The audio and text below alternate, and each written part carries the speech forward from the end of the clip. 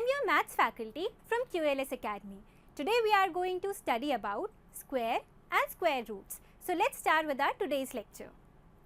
Finding square roots by division method. When the numbers are large, like अगर बहुत बड़ा number ले लो आप 5, 6, 4, 3, 2, 1, ठीक है, even the method of finding square roots by prime factorization becomes lengthy and difficult. Prime factorisation, जिसको हमने पिछले क्लास में बोला था कि सबसे इजी मेथड होता है, वो भी लेंदी हो जाता है जब हमारा नंबर बहुत लार्ज होता है. To overcome this problem we use long division method. ठीक है, we look at the following table and observe this. आप देखो ये टेबल बना हुआ आ रहा है. ठीक है, आपको दिख रहा है लेफ्ट साइड पर नंबर्स लिखे हैं और उसके बाद उसके स्क्वायर लिखे हैं. तो आप ये ऑब्जर्व करो, 10 नंबर का स्क्वायर क्या होता है? 100, which is the smallest 3-digit perfect square. 100 क्या है हमारा? सबसे छोटा 3 digits का perfect square. Now look at the number 31. 31 का स्क्वायर क्या होता है? 961. 961 is the greatest 3-digit perfect square. मतलब 100 हमारा smallest हो गया and 961 हमारा greatest हो गया. Now look at 32. 32 का स्क्वायर क्या होता है? 1024. 1024 is the smallest 4-digit perfect square. 4 digit में जो perfect square के numbers होते हैं उसमें smallest number होता है 1024 and 99 का square जो होता है that is 9801, वो होता है largest या फिर greatest 4-digit perfect square. So we can say that if a perfect square is a 3-digit or 4-digit number, then its square root will have 2 digits. ठीक है, 3 digit और 4 digit है तो उसका square root 2 digits का होगा. Similarly, can you tell the number of digits in the square root of 5 digit or a 6 digit perfect square? अगर 5 digit है और 6 digit का perfect square है तो उसका square root कितने digits का होगा? 3. ठीक है, so we can say that if a perfect square is of n digits, अगर n digits का perfect square है, then its square root will have n by 2 digits. If n is even, अगर n even है तो it will have n by 2 digits square root, और अगर n odd है तो n plus 1 upon 2. ठीक है, now let's take an example. Consider the following steps to find the square root of 529. ठीक है, 529 हमें एक number मिल गया. Can you estimate the number of digits in the square root of this number? There is a method to do this. Let's learn that method. Step 1 लिखते हैं. Place a bar over every pair of digits starting from the digit at ones place. Ones place से हम start करेंगे और हम pair करते जाएंगे.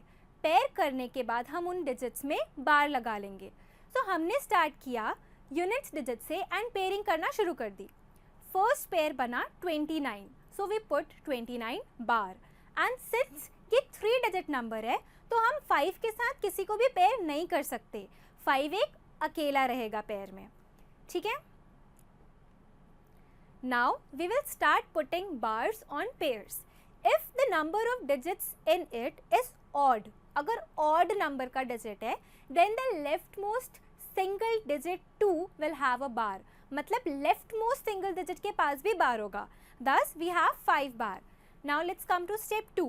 Find the largest number whose square is less than or equal to the number under the extreme left bar. Extreme left bar पे क्या है? 5. तो हम एक ऐसा नंबर ढूंढेंगे जो या तो उसका स्क्वायर लेस हो 5 से या इक्वल है. So we have got 2 square, ठीक है, is less than 5 and 5 is less than 3 square. So we have 2 as that number. Take this number 2 as the divisor and quotient with the number under the extreme left bar as dividend. Extreme left bar पर कौन सा number है हमारा? 5. तो उसको आप dividend कर दो. ठीक है, और जो हमारा 2 नंबर निकला उसको आप क्वोशिएंट भी करो एंड डिवाइजर भी करो. Now divide and get the remainder. आप जब जैसे डिवाइड करते हो तो क्या होता है हमारा 2 2 जा 4 आता है, 5 minus 4 1 बन जाता है. ठीक है, now let's come to step 3. Bring down the number under the next bar. मतलब कि जो हमारे नेक्स्ट नंबर हैं 29 है इस केस में, उसको नीचे ले आओ to the right of the remainder के राइट में. So the new dividend is 129. Now step 4 will be double the question and enter it with a blank on its right. ये बहुत इंपॉर्टेंट स्टेप है. अब जो हमारा क्वोशेंट होगा ना उसे हम डबल कर देंगे.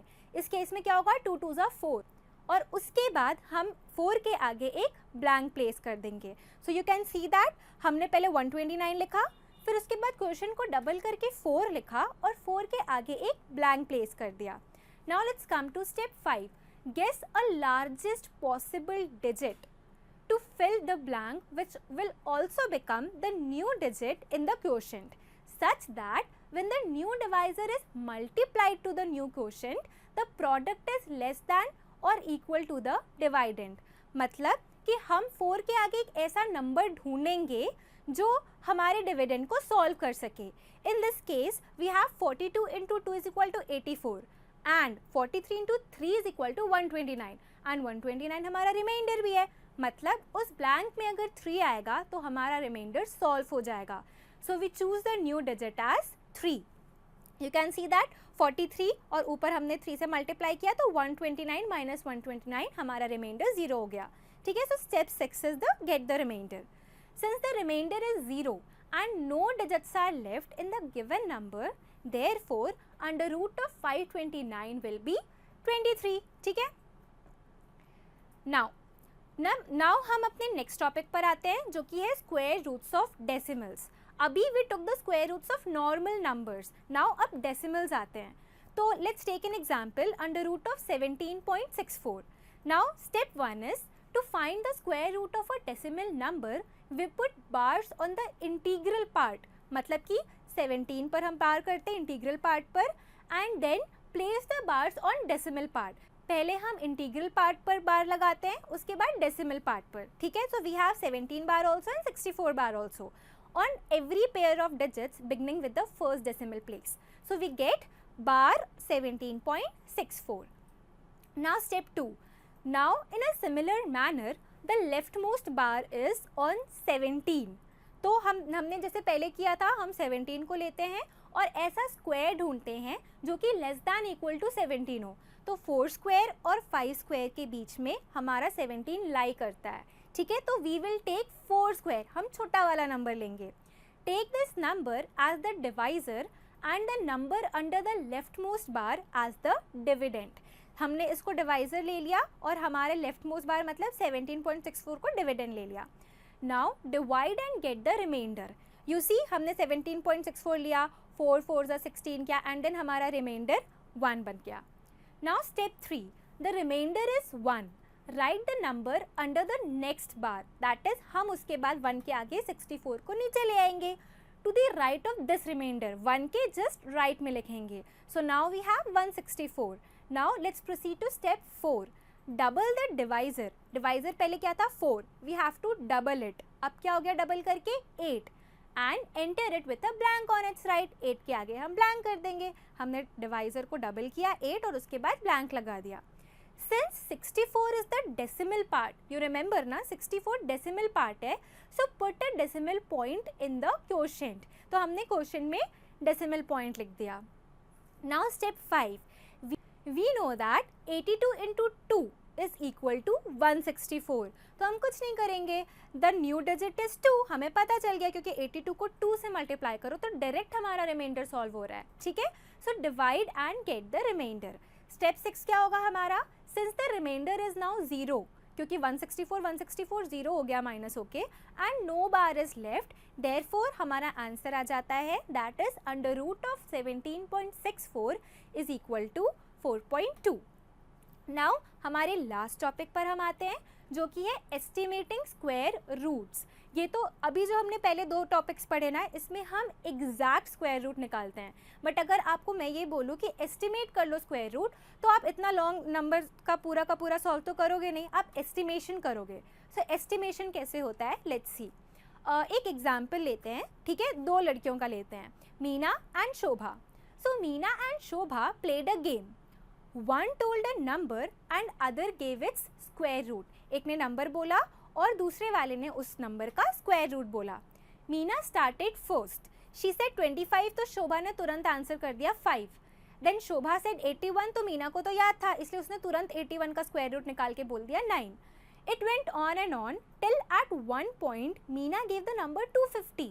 ज़्यादा नंबर बढ़ते गए और उसके बाद 250 नंबर हो गया. And Shobha could not answer, obviously because 250 is a very large number.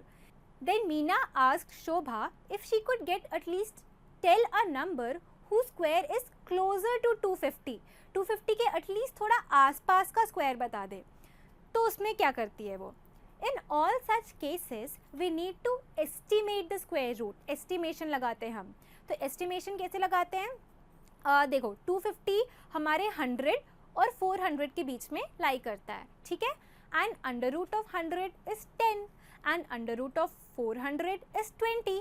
So we know that 10 के और 20 के बीच में under root of 250 लाई करता है, ठीक है? So 10 is less than under root of 250 and under root of 250 is less than 20.